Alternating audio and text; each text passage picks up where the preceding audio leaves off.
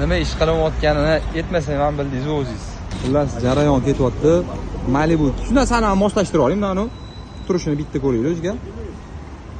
Oba, Malibu 2 Luxetga bitta ochasizlar, mashina bo'ladi. Yopilganda yopiladi, ochilganda ochiladi.